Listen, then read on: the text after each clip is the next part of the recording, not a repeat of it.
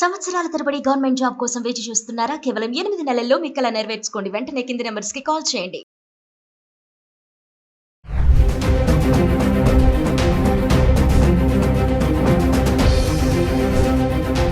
నమస్తే, welcome back to Suman TV. ప్రస్తుతం మనతో పాటు ఉన్నారు consumers affairs committee chairman Mandari Krishna Reddy గారు. నమస్తే సార్. నమస్తే అమ్మా.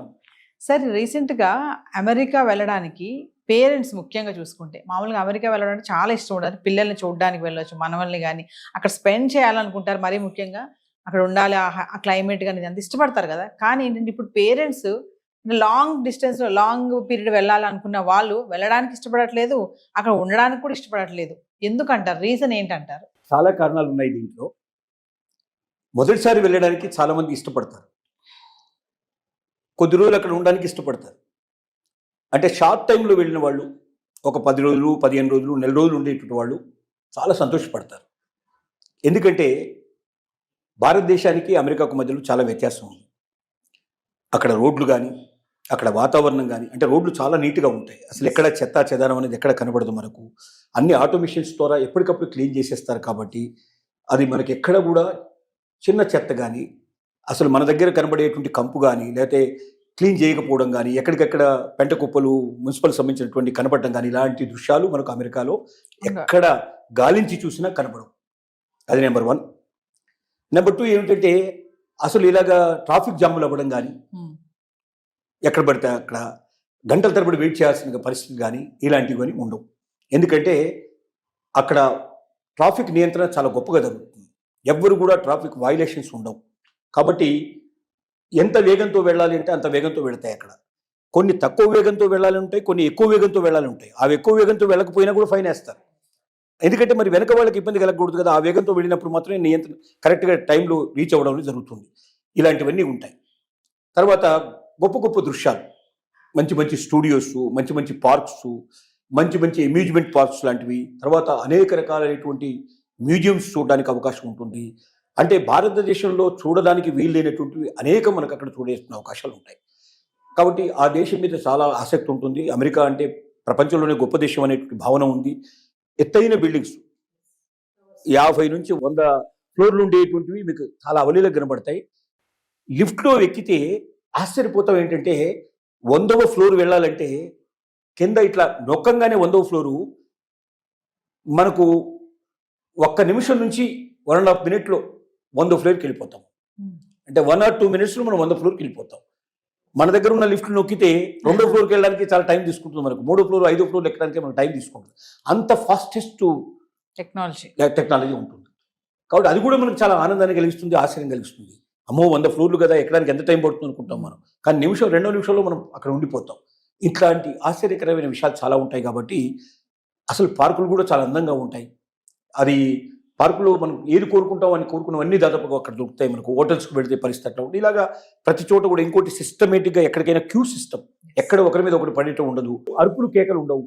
మాట్లాడే విధానం కూడా చాలా నిబద్ధంగా మాట్లాడతారు. ఎందుకంటే ఏ మాత్రం సౌండ్ చేసినా కూడా వెంటనే హోటల్ నుంచి పంపించగలిగే పరిస్థితులు ఉంటాయి. కాబట్టి మన దగ్గర అంతగా సిగరెట్లు తాగుతూ ఉంటాం, ఇరవకంగా ఉంటాం. దానికి సిగరెట్ స్మోకింగ్ ఏరియాస్ వేరే ఉంటాయి, అక్కడ వెళ్ళి రావాల్సిందే. చాలా మర్యాద, ఒకరినొకరు గౌరవించుకునే విధానం, క్యూ లైన్ పద్ధతులు, ఇలాంటివన్నీ కూడా మనల్ని విపరీతంగా ఆకర్షిస్తాయి. కాబట్టి పేరెంట్స్ అక్కడికి వెళ్ళారంటే వాళ్ళు ఇష్టపూర్తిగా వెళ్ళి ఎక్కువ రోజులు ఉండాలని కోరుకోవడానికి తప్పులేదు. కానీ జరిగేది ఏమిటంటే ఎక్కడికి వెళ్తున్నాం, వాళ్ళంతా వాళ్ళు వెళ్ళి వాళ్ళంతా వాళ్ళు తిరిగి వచ్చేసి ఒక హాలిడే ట్రిప్ లాగా వెళ్ళి వస్తే సంతోషంగా ఉంటుంది. కానీ పిల్లల దగ్గరికి మనం వెళ్తున్నాం. ఈ పిల్లల దగ్గరికి వెళ్ళడం 2 రకాలు ఉంటాయి.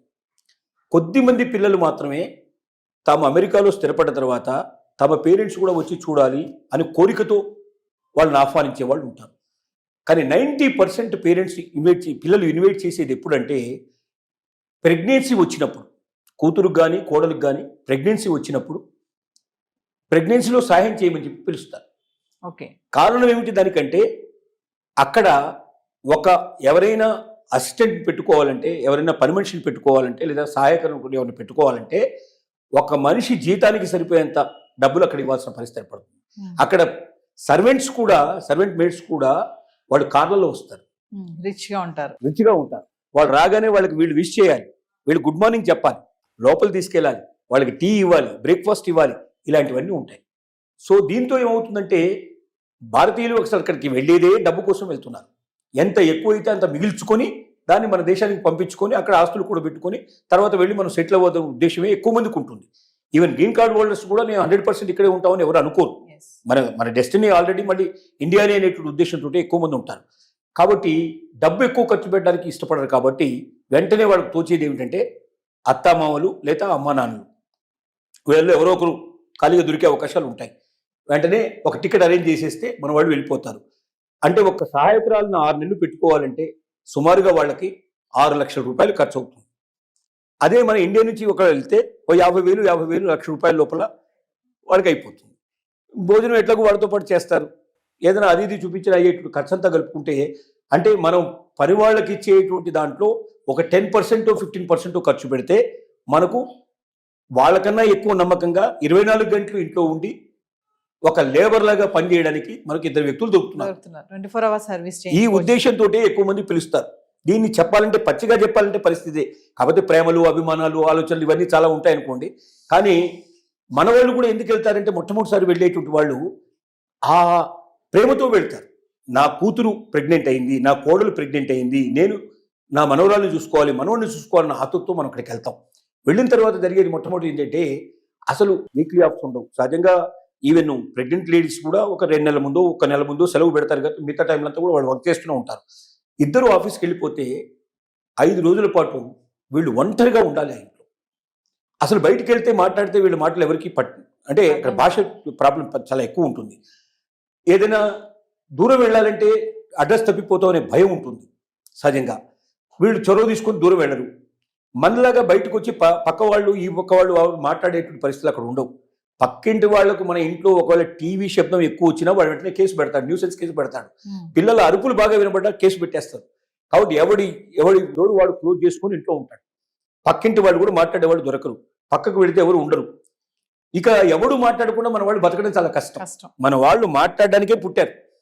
ముఖ్యంగా మగవాళ్ళు బయటికి వెళ్ళంగానే ఆడవాళ్ళు చేసే పని ఏంటంటే ఎదురింటి వాళ్ళు, పక్కింటి వాళ్ళు, వెనకింటి వాళ్ళంతా కలుసుకొని మాట్లాడడం, కలిసి ఉంటే కలిసి మాట్లాడుకోవడం, ఇలాగా సహజంగా జరుగుతుంది. ఆ ఎక్స్చేంజ్ ఆఫ్ థాట్స్ లేకపోతే మన వాళ్ళు బతకడం చాలా కష్టం. అంటే అక్కడ ఏంటంటే వారంలో 5 రోజుల పాటు వాళ్ళకి పని దినాలు, ఒక్క సాటర్డే సండే మాత్రమే వాళ్ళకి హాలిడే వస్తుంది.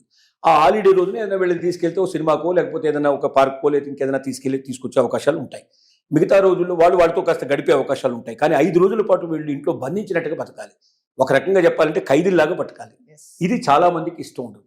తర్వాత చాకిరీ అంతా 6 నెలలు మనం చాకిరీ చేయడానికి అక్కడికి వచ్చిన విషయం అర్థమవుతుంది. చాకిరీ అయిపోతుంది. ఆ తర్వాత ఏం చేస్తారు, ఏదో కొద్దిగా 1 రోజు 2 రోజులు సెలవు పెట్టేసేసి అమెరికాలో ముఖ్యమైన ప్రదేశాల్లో తిప్పేసేసి మళ్ళీ ఫ్లైట్ ఎక్కిచ్చేస్తారు, వచ్చేస్తారు. కాబట్టి ఈ రకమైన జీవితం గడపడానికి చాలా మందికి ఇష్టం ఉండదు. ఎందుకంటే స్వేచ్ఛా జీవితం, మన స్వేచ్ఛ కోల్పోతున్నాం.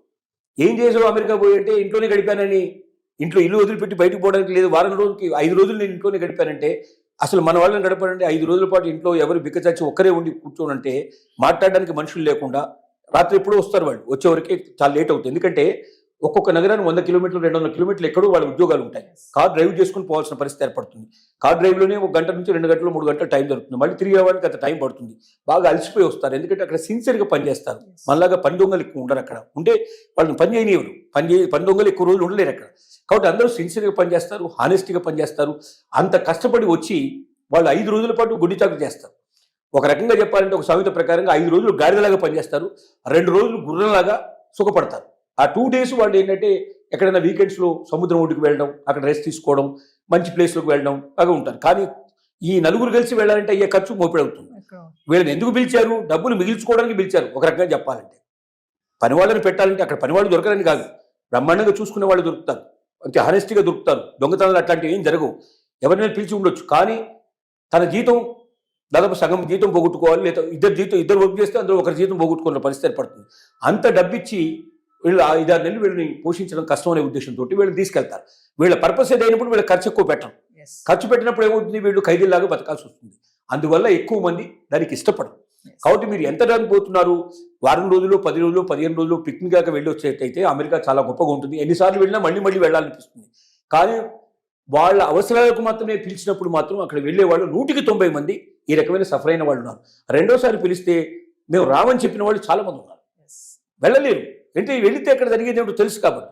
సరే ఇక తప్పదనుకుంటే ఇక కూతురు లేదా కోడలు తప్పదనుకుంటే ఏమని అనుకుంటారని మొహమాటానికి వెళ్ళింది తప్ప ఇష్టపూర్తిగా వెళ్ళేటువంటి వాళ్ళు ఉన్నారు. కాబట్టి రోజు రోజుకి అక్కడ వెళ్ళాలంటే ఇంట్రెస్ట్ పెట్టేటి వాళ్ళు ఇంకా పోయి వచ్చిన వాళ్ళ అనుభవాలు చెప్తారు కదా, ఆ అనుభవాలు చెప్పిన తర్వాత పక్క ఇంకా వీడికి ఇంట్రెస్ట్ తగ్గిపోతుంది. చాలా మంది అట్లా పోకుండా కూడా మానేసిన వాళ్ళు ఉన్నారు. రోజు రోజుకి ఆ పరిస్థితులు ఏర్పడుతున్నాయి. ఇక భవిష్యత్తులో పోవాల్సిన అవసరం కూడా ఉండకపోవచ్చు, ఎందుకంటే వాళ్ళు ఇక్కడికి వచ్చేస్తున్నారు కాబట్టి మనం అక్కడికి పోవాల్సిన పరిస్థితులు కూడా చాలా తగ్గిపోయే అవకాశాలు ఉన్నాయి. ఇది మెయిన్ రీజన్స్ అని చెప్పుకోవడానికి అవకాశం ఉంది. Thank you.